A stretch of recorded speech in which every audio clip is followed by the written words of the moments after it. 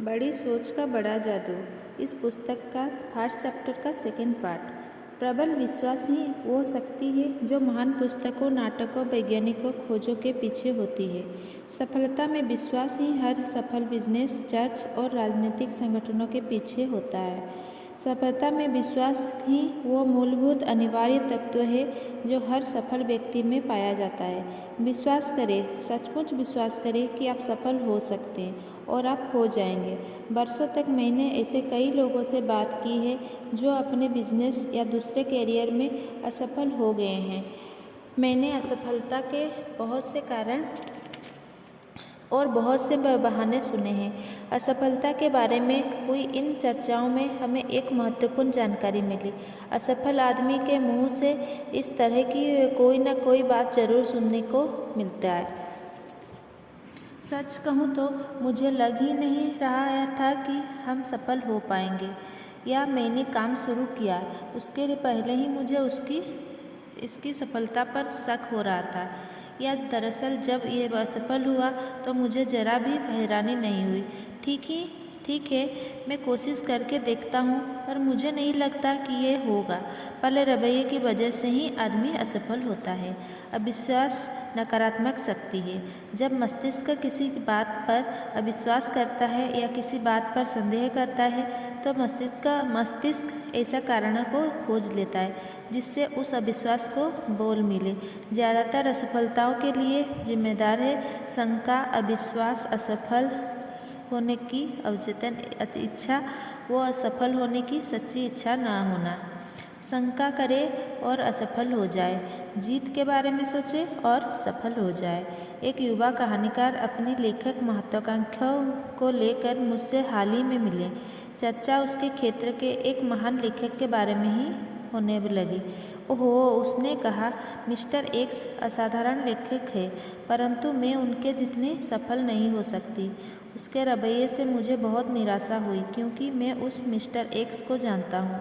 उनमें तो ना असाधारण बुद्धि है, ना ही असाधारण प्रेरणा है, न ही वो किसी और बात में सुपर है। उनमें केवल एक ही बात असाधारण है और वो है उनका असाधारण आत्मविश्वास। उन्हें दृढ़ विश्वास है कि वे सर्वश्रेष्ठ लेखक है और इसीलिए वे सर्वश्रेष्ठ लिखते हैं। लीडर का सम्मान करना अच्छी बात है, उनसे सीखें, उसे ध्यान से देखें, उनका अध्ययन करें, परंतु उनकी पूजा ना करें। ये विश्वास करें कि आप उससे आगे निकल सकते हैं। ये विश्वास करें कि आप उससे ऊपर जा सकते हैं। जिन लोगों का रवैया सेकंड क्लास होता है वे सेकंड क्लास काम ही कर पाते हैं। इसे इस तरह से देखें, विश्वास ही वो थर्मोस्टेट है जो हमारी उपलब्धियों को नियमित करता है। उस व्यक्ति का अध्ययन करें जो औसत जिंदगी के जाल में उलझा हुआ है। उसे विश्वास है कि वो अयोग्य है, इसीलिए उसे अयोग्य समझा जाता है। वो मानता है कि वो बड़े काम नहीं कर सकता और इसीलिए वो उन्हें नहीं कर पाता। वो मानता है कि वो महत्वपूर्ण नहीं है, इसीलिए जो भी वो करता है वो काम महत्वहीन बन जाता है। समय के साथ साथ आत्मविश्वास का अभाव उसकी बातों, चाल ढाल और कामों में दिखने लगता है।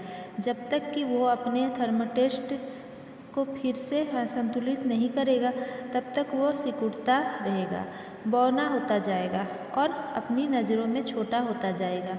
और चूँकि दूसरे हम में वही देखते हैं जो हम अपने आप में देखते हैं, इसीलिए वो अपने आसपास के लोगों की नज़रों में भी छोटा होता जाएगा।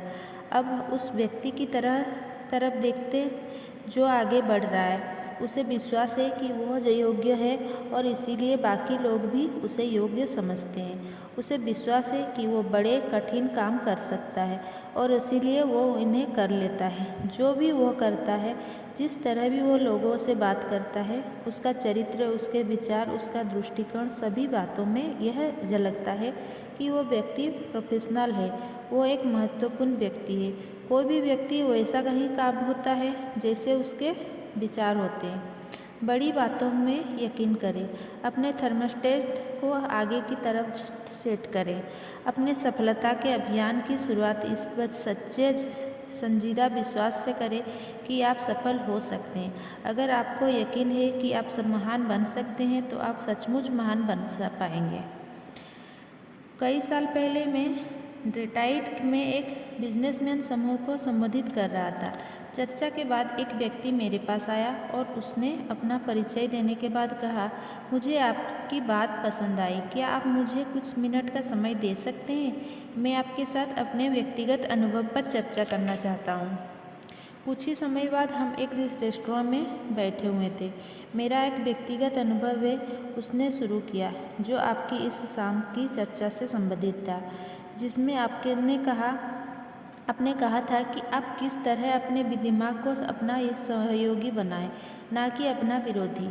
मैंने आज तक ये किसी को नहीं बताया है कि मैंने किस तरह अपने आप को औसत लोगों की दुनिया से ऊपर उठाया है, परंतु मैं आपको यह बताना चाहता हूँ और मैं ये सुनना चाहूँगा। मैंने कहा, आज से 5 साल पहले मैं भी औरों की तरह ही था। मेरी जिंदगी घिसट भर रहा था। मेरी कमाई औसत थी, परंतु यह आदर्श नहीं थी। हमारा घर बहुत छोटा था और हमारे पास अपनी मनचाही चीज़ें को खरीदने के लिए पैसे नहीं रहते थे। मेरी पत्नी, भगवान उसका भला करे, इस बात की शिकायत नहीं करती थी, परंतु उसके चेहरे पर यह साफ लिखा हुआ था कि उसके भाग्य के सामने हार मान ली थी और वह सचमुच खुश नहीं थी। अपने अंदर में बहुत असंतुष्ट महसूस कर रहा था। जब मैंने देखा कि मैं किसी तरह अपने अच्छी पत्नी और 2 बच्चों को आदर्श जीवन शैली नहीं दे पा रहा हूँ, तो मुझे अंदर से बहुत चोट पहुँची। परंतु आज सब कुछ बदल गया है। मेरे दोस्त ने कहा, आज हम 2 एकड़ के फ्लैट पर बने अपने सुंदर नए घर में रहते हैं, जो यहाँ से 200 मील दूर है। आज हमें इस बात की चिंता नहीं है कि हम अपने बच्चों को अच्छे कॉलेज में भेज पाएंगे या नहीं। आज मेरी पत्नी जब नए कपड़े पर खरीदती है तो उसे यह नहीं लगता जैसे उसने कोई गुनाह कर दिया है। अगली गर्मियों में हम लोग 1 महीने की छुट्टियां मनाने यूरोप जा रहे हैं। हम सचमुच ज़िंदगी का आनंद ले रहे हैं। ऐसा कैसे हुआ? मैंने पूछा। उसका जवाब था, आपने आज रात एक बात कही थी, अपने विश्वास की शक्ति का दोहन करें। मैंने वही किया और परिणाम आपके सामने है। 5 साल पहले मैंने डेट्रॉइट की एक टूल एंड डाई कंपनी के बारे में सुना। हम उस वक्त क्लीवलैंड में रह रहे थे। मैंने फैसला किया कि कोशिश करने में हर्जी क्या है। शायद यहाँ थोड़ी ज़्यादा तनख्वाह मिल जाए। मैं यहाँ रविवार की शाम को ही आ गया, जबकि इंटरव्यू सोमवार को था। डिनर के बाद मैं अपने होटल के कमरे में बैठा हुआ था और ना जाने क्यों मैं खुद को कोसने लगा। आखिर क्यों? मैंने खुद से पूछा, आखिर क्यों मैं एक असफल आदमी की तरह मिडिल क्लास के दलदल में फंसा हुआ हूँ? आखिर क्यों थोड़ी ज़्यादा तनख्वाह के लिए मैं यह नौकरी हासिल करने की कोशिश कर रहा हूँ? मैं आज तक यह नहीं जान पाया कि मैं ऐसा क्यों किया। परंतु इसके बाद मैंने होटल का नोटपैड लिया। नोटपैड में मैंने अपनी से ज़्यादा सफल 5 लोगों के नाम लिखे, जिन्हें मैं बरसों से जानता था और जिनका आमदनी और नौकरी मुझसे काफ़ी बेहतर थी। 2 तो मेरे पुराने पड़ोसी थे जो अब तक पास की कॉलोनी में रहते थे। 2 लोग के लिए मैं पहले काम किया करता था और एक मेरा रिश्तेदार था। इसके बाद मैंने खुद से पूछा कि मेरे इन 5 दोस्तों में ऐसा क्या था जो मुझ में नहीं था। मैंने अपनी और उनकी बुद्धि की तुलना की और ईमानदारी से विश्लेषण करने पर यह पाया कि जहाँ तक बुद्धि का सवाल था, वो मुझसे बेहतर नहीं थे, ना ही वे मुझसे शिक्षा, चरित्र या व्यक्तिगत आदतों में बेहतर थे। आखिरकार मैं सफलता के एक ऐसे गुण पर लाया जिसके बारे में काफ़ी चर्चा होती है, पहल करना। मुझे यह मानने में काफ़ी दिक्कत हुई, पर इसे मानने के सिवा कोई चारा नहीं था।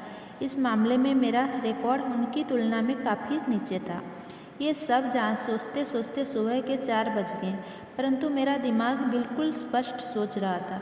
जीवन में पहली बार मैंने अपनी कमजोरी को देख पाया था। मैंने पाया कि इसी चीज़ के कारण मैं जीवन में इतना पीछे रह गया था। मैंने हमेशा सहारे के लिए अपने साथ एक छोटी बड़ी छोटी छड़ी रखी थी। मैं अपने अंदर जितनी गहराई तक गया, मैंने पाया कि मैं इसीलिए पहल नहीं करता था क्योंकि मुझे अंदर से ये विश्वास नहीं था कि मैं ऐसा कर सकता था, कि मैं सचमुच इस काबिल हूँ। पूरी रात यही सोचता रहा कि आत्मविश्वास की कमी के कारण ही मैंने अपने मस्तिष्क को अपना विरोधी बना लिया था। मैंने पाया कि मैं खुद को यही बताता था कि मैं आगे क्यों नहीं बढ़ सकता, जबकि मुझे खुद को ये बताना चाहिए था कि मुझे आगे क्यों बढ़ना चाहिए। मैं अपने आप को सस्ते में बेच रहा था। अपनी नज़रों में गिरा होने के कारण ही मैं लोगों के नज़रों में गिरा हुआ था। ये मेरी हर बात में स्पष्ट रूप में दिख रहा था। तभी मुझे ये समझ में आया कि जब तक मैं खुद में विश्वास नहीं करूँगा, तब तक कोई दूसरा भी मुझ पर विश्वास नहीं करेगा। उसी समय मैंने फैसला किया, अब सेकंड क्लास की ज़िंदगी खत्म। आगे से मैं खुद को सस्ते में नहीं बेचूँगा। अगली सुबह भी मुझ में वही आत्मविश्वास था। नौकरी के उस इंटरव्यू में मेरे विश्वास का पहला इम्तिहान हुआ। इंटरव्यू के लिए अपने घर से चलते समय मैंने सोचा था कि मैं हिम्मत करके अपनी वर्तमान नौकरी से $750 या $1000 ज़्यादा मांगूंगा। परंतु अब जब मैं जान गया था कि मैं एक योग्य आदमी था, मैंने $3500 ज़्यादा मांगे और यह मुझे मिला भी। मैं खुद को महंगे दाम में इसीलिए बेच पाया क्योंकि एक रात तक चले लंबे आत्मविश्लेषण के बाद मैं यह जान गया था कि मुझ में ऐसे गुण हैं जिन्हें महंगे दामों पर बेचा जा सकता है। 2 साल में ही मैंने अपनी प्रतिष्ठा एक सफल बिजनेसमैन के रूप में बना ली। सभी जान गए थे कि यह आदमी बिजनेस ला सकता है। फिर मंदी का दौर आया। इस दौर में और भी ज़्यादा मूल्यवान बन गया क्योंकि मुझ में अपनी इंडस्ट्रीज में सबसे अच्छा बिजनेस हासिल करने की काबिलियत थी। कंपनी का पुनर्गठन हुआ और मुझे बहुत ज़्यादा तनख्वाह मिलने लगी और इसके अलावा मुझे कंपनी की काफ़ी सारे शेयर भी मिले। अपने आप में विश्वास करें और आपके साथ अच्छी घटनाएं होने लगेंगे।